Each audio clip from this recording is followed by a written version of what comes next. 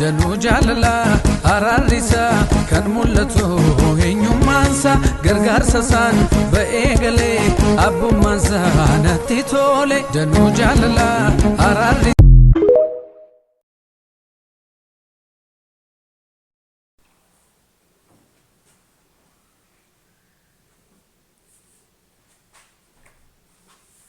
nagaa rajaalu sinifa baay'atu kabajamtootaa fi jaallatamtootaa hordoftoota YouTube chaanalii Asteertuu MN 63 akkam jirtu nagaa keessanii baga nagaan gara chaanalii keenyaa nagaan dhuftanii isinii jechuun jaalladha. Chaanalii keenyaaf haaraa warri taatanii chaanalii koo subscribe like godha, warri immoo maatii taatan share comment akkasuma yaada qabdanii as jalatti kaa'uudhaan gorsa ta'e gorsa waan qabdaniin yookiin yaada keessanii naaf kaa'uudhaan na waliin ta'a. Irra deebi'ee warri maatii koon taane YouTube koo subscribe godhaatii maatii taasisanii jechuun jaalladha.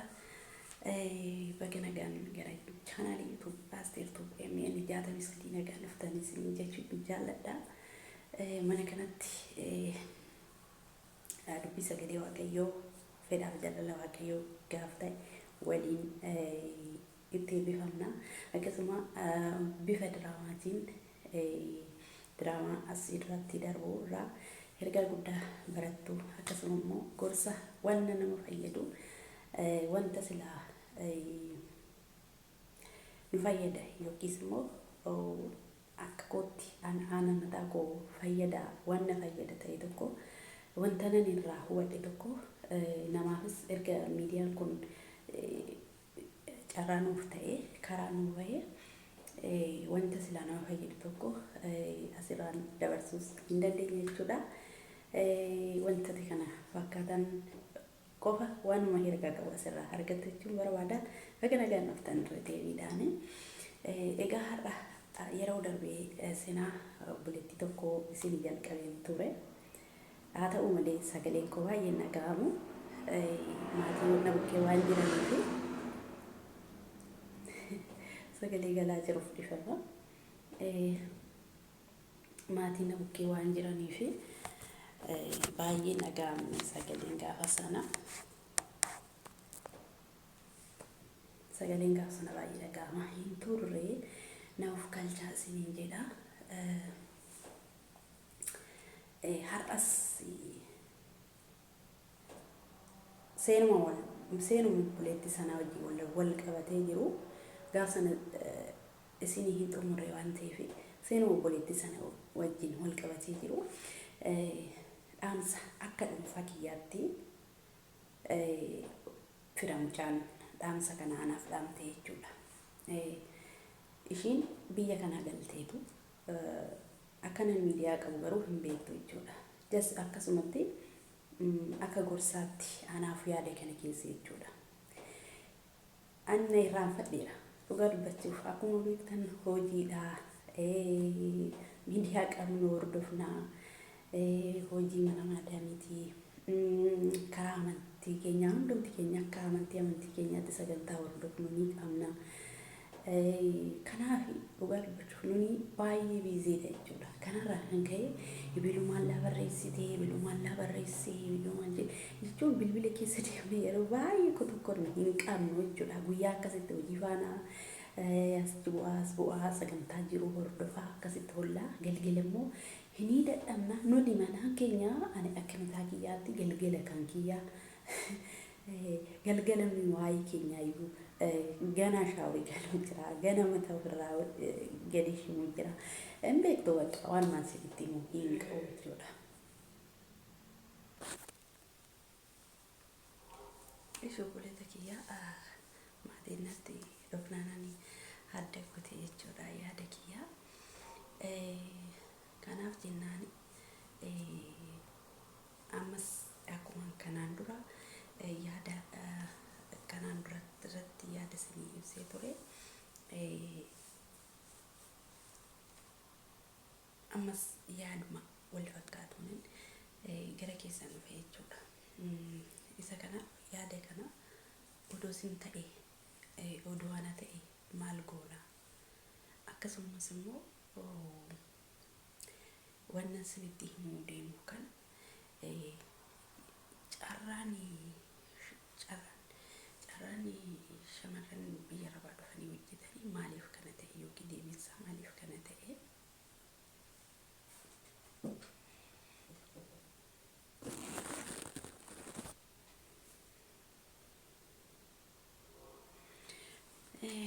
egaa dhifama buloota kiyyaa maatiin natti waan dhufanii fi addaan na jalaa ciccitee jira yaadni kiyya.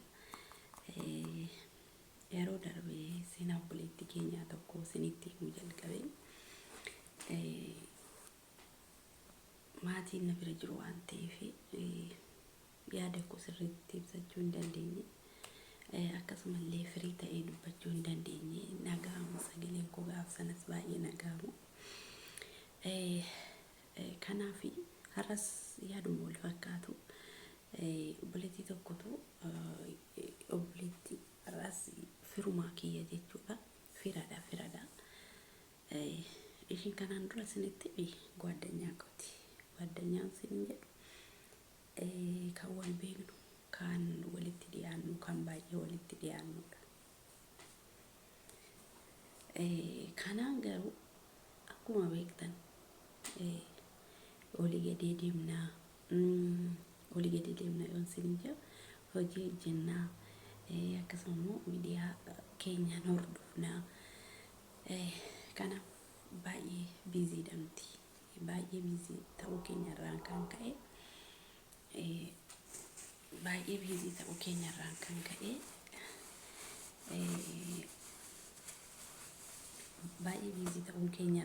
ka'e miseejii nuu galuu wanta nuuf miseejii galee jedhu yeroo bilbila keessa deemnee dubbisnu jira jedhee yaadu ani akka kiyyaatti yoo yeroo sanatti argine akka tasaa immoo atattama waan maatii keenyarraa ta'een alatti miseejii namoonni ani beeku yeroo dhabinsaa bara kunis yeroo dhabinsaa inna kanaaf miseejiin kun qaata ta'a bilbila keessa garuu na ergiteetti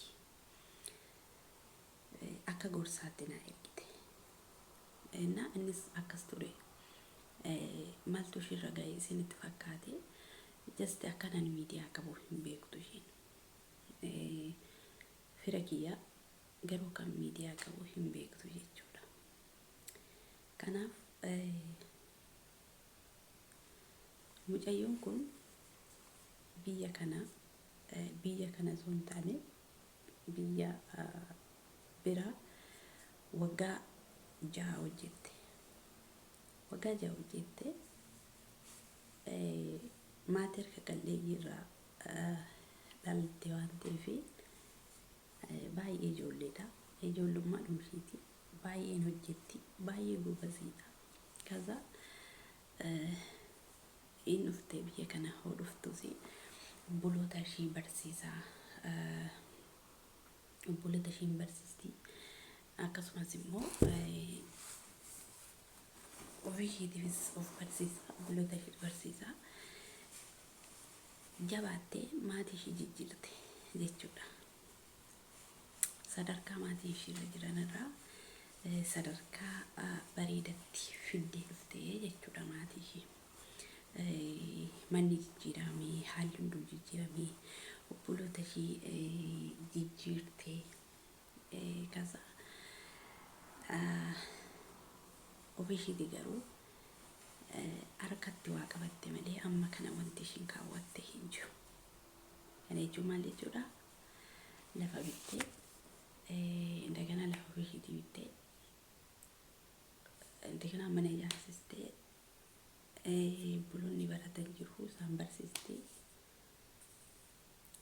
waan muraasa jechuudha. Bakki ishiin jirtu amma maatiin na dhagahuu fi bakka ishiin jirtu mindaan xinnoo kaffalama bakka ishiin jirtu suni biyya amma rakkinarra jirtu kana. Isaayyuu mindaa gimmaashan kennu, gimmaashan kennanii kana keessatti haalli ishiin itti jiraattee, haalli ishiin itti dabarsitee, haalli ishiin bu'aa bahii hedduutti dabarsitee baay'ee ulfaata. Kana keessatti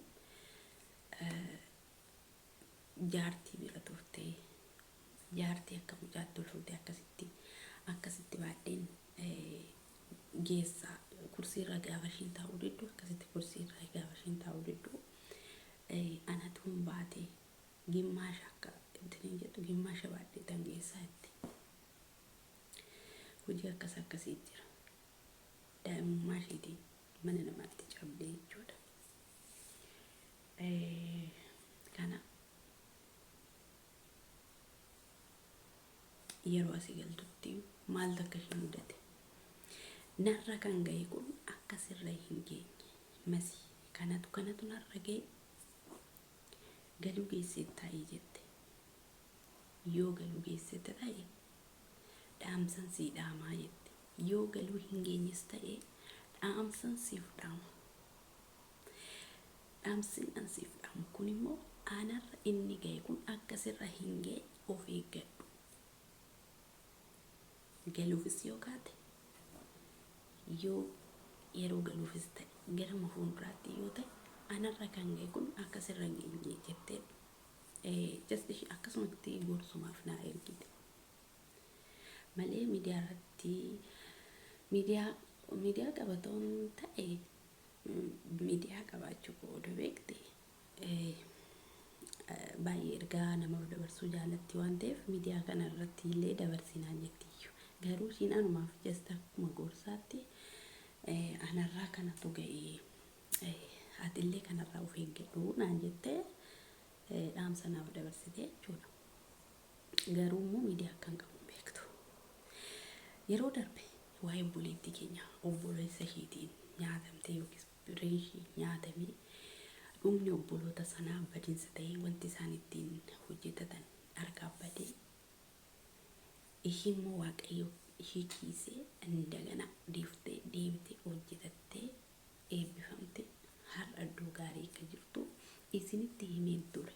Garuu immoo sagaleen kiyya baay'ee gadi bu'aa ture baay'ee.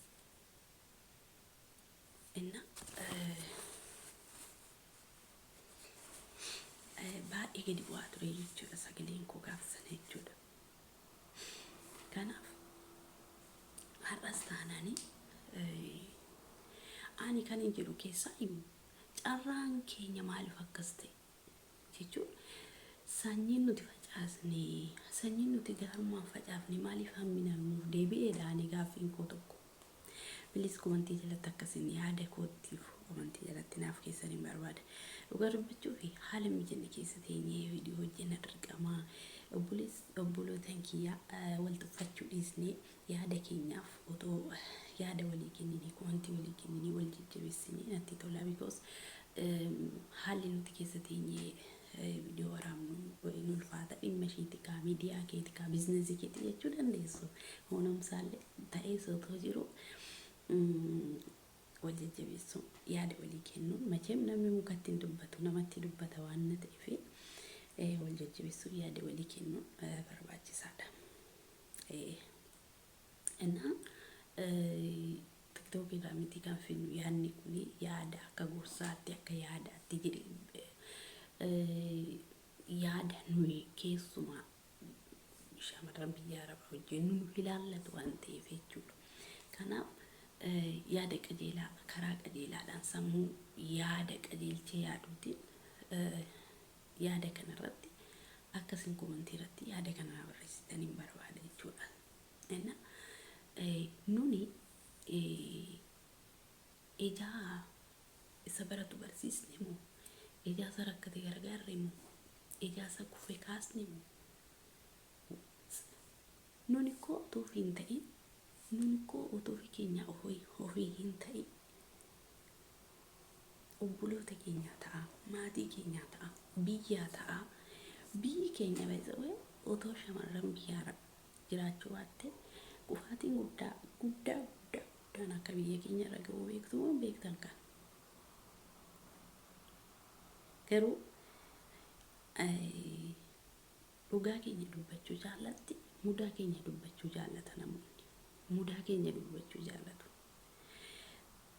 Iski qobaa kee taa'ee yaadi dhiisii kan nama. Qobaa kee taa'ee yaadimi. Guddaa gahee shamarran biyya Arabaa hojjette eenyuun hojjennee barra. Eenyuun hojjennee barra. Ba'aan ati maatii kee irraa fuutee baatte sun odoo ati baatee waaqayyo si of galchee ba'aa maatii keetii irraa fuutee baatte sana ofuma keetii of hiikee of danda'uun keekoo biyyittii irraa ba'aa akka nama fuudhetti. Odoo ati of danda'uu baatte akkoo atis biyyittiitti ba'aadha. So kuni ta'ee osoo jiru maaliif gaarummaa keenya yookiis immoo dhugaa keenya dhosganii mudaa keenya dubbatu. Mucaan kun akkas taate gaa ni galte gaafa asii galtu ishiin manuma haadha isheetitti galte hiriyaa qabdi. Hiriyaan siniin jedhu hiriyaa dhiiraa qabdi. Hiriyaa dhiiraa kun gara fuulduraatti gaala wajjin godhachuudhaaf taa'u. Ishiin meeshaa asii bitattee galte qabeenya immoo harka caalumaatii ishii gootee sana booddee meeshaa ishiin asii bitattee galte sana maatii dhuma ishii manuma maatii ishii keesse. Mucichi immoo biyya biraatii jira. Ammanatti mana kiraa fudhatanii taa'uudhaaf ishiin mana barbaadaa jirti.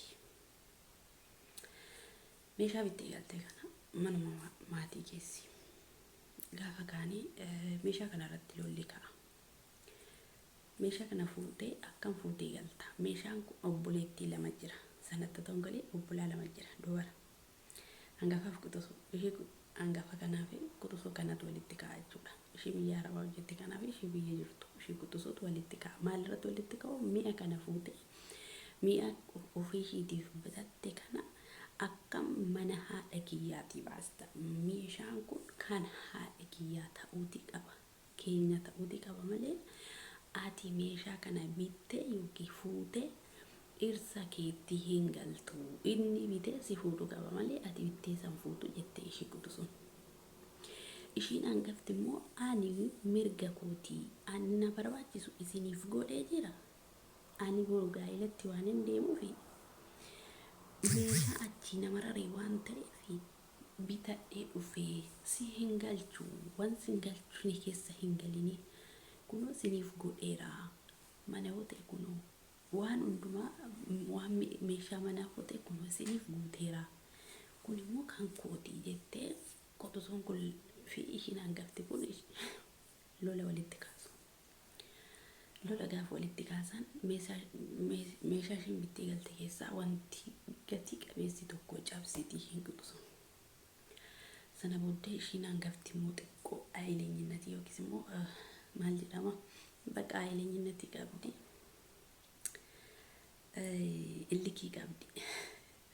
Illikii qabdi.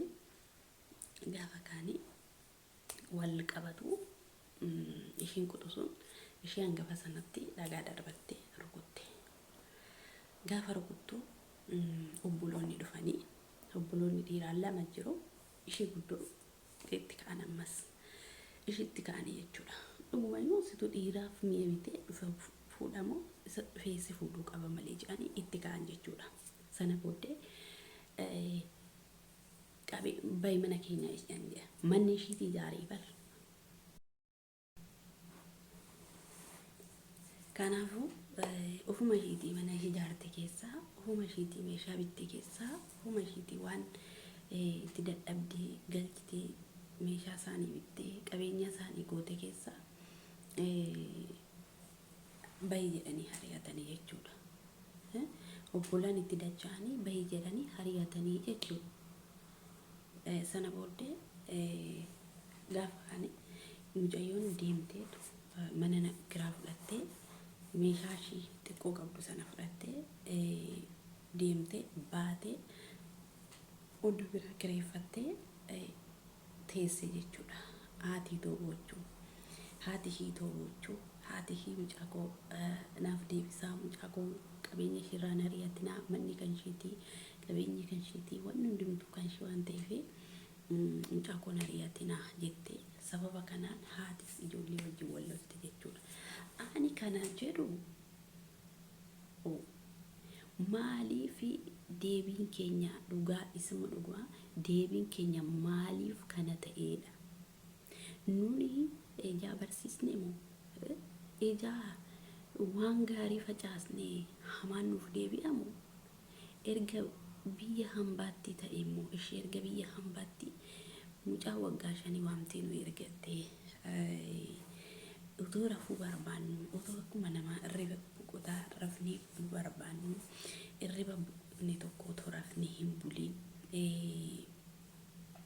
haala kaneen keessa teenye haala kana fakkaatu kana keessa teenye ijoolleen kan nu gadis kan nu oliis waamee nu ergate garuu biyya keenya hinnaa gallimmoo maatii keessatti ifindammoo maatii keessatti jechuudha. Maatii keessatti wanta akkasii yeroo uumamu maal gochuutu namarra jira. Mee itoo isin ta'e maal gootu?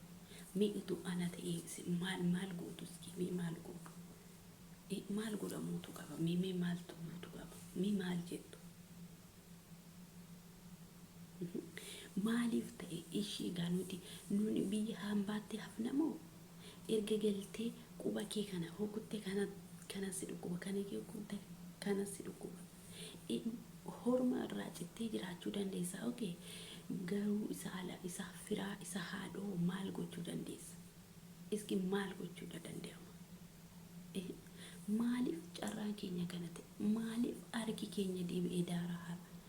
Indi ijaa isaan barsiisne moo ijaa daftaratti binnee yeroo bicha ba'aa isaan irra jiru ijaa isaan irra jijjiirree nuti jireenya mataa keenyaa dhiisnee isaan jiraachisnee maaliif deebiin kana ta'a?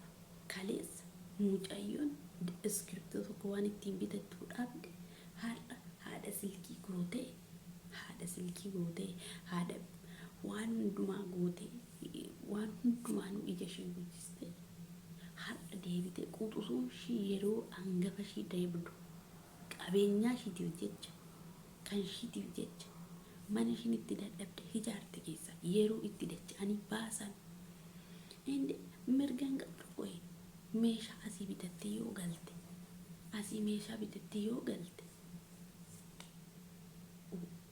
gaalatti deemti waan ishii marari waan ishiitti tolee dafqa isheetiin bitattee yoo galte mirgaan qabdu. Demo mana ijaaree kan itti wal fuudhutu jira mini meeshaa mitiiti. So dhugaa dubbachuuf aannan baay'ee natti dhaga'ame jechuudha. Akka har'atti as gabbaa isinitti taasisaa osoo hin ta'in hedduun bo'e jechuudha. Gaaf kana jechuudha. Mucaan gadi fageessitee sagaleen naaf keessee akkasumallee barreeffamaan naaf keessee hangaruun ilaalle garuu masii miseejii sana ilaaltee galuu geessee naan jette malee galuu geessee yoom galtaa? Ergaan ani siif kaa'e dhaamsan ani siif kaa'e sana immoo hojiirra oolchitee naan jette.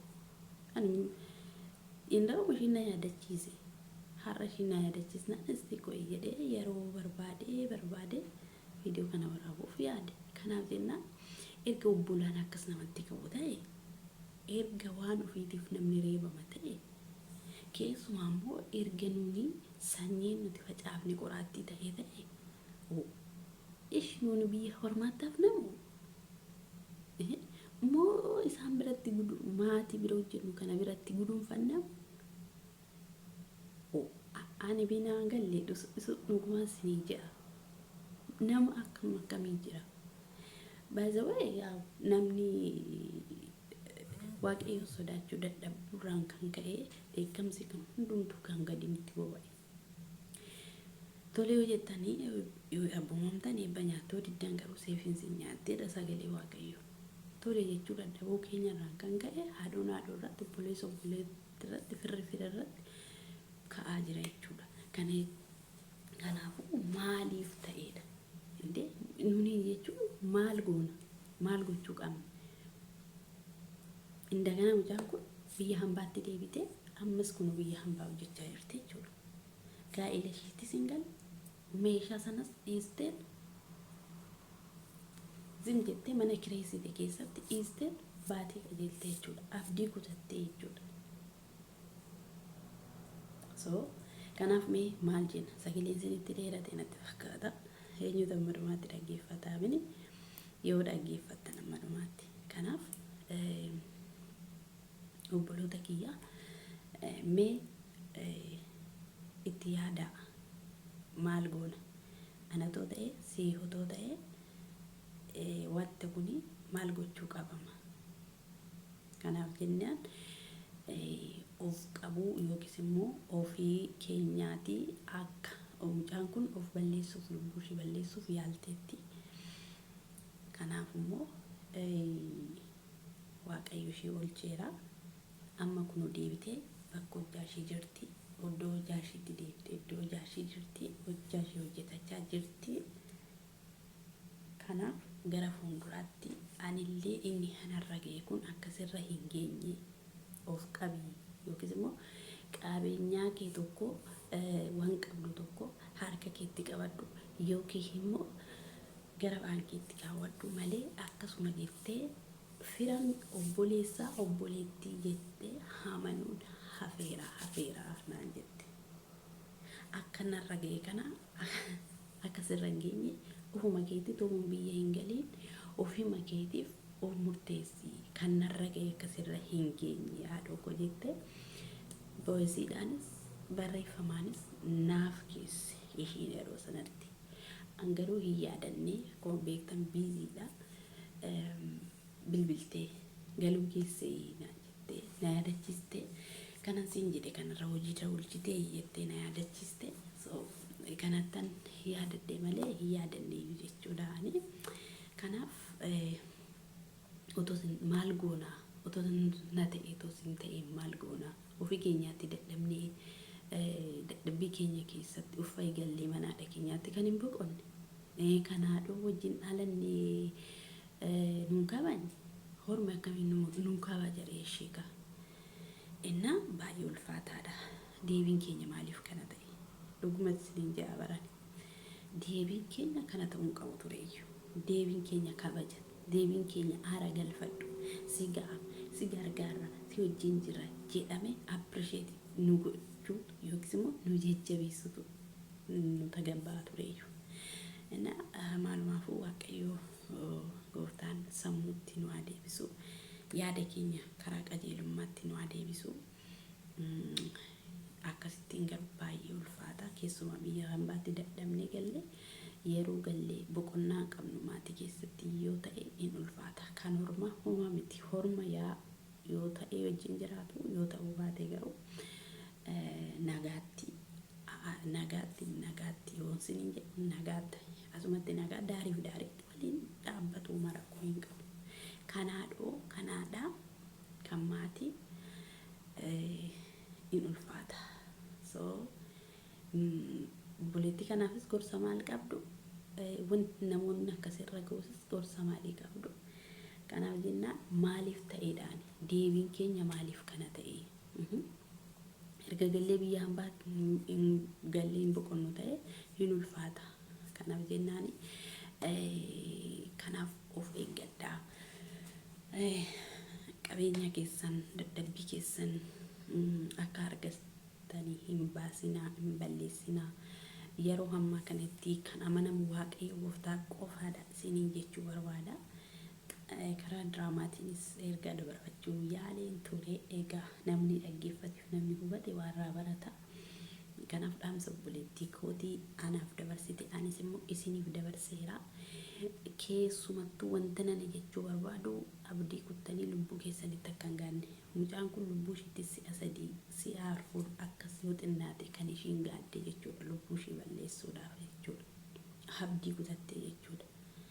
Sababiin isaayyuu ofii isheetii hiisoon kaawwate qabeenyaa ishee maatii isheetiif obboloota isheetiif goote galtee quxisuu isheetiin yeroo reebamtu, quxisuu isheetiin yeroo harrabsattu, quxisuu isheetiin yeroo mana hariyatattu baay'ee ulfaate jechuudha.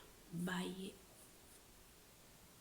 abbaa ishee miti haadha ishee miti kan quxisuu ishee abbaan qabanii haadhatu jira haadha immoo ijoolleen nagaan illee jechuudha.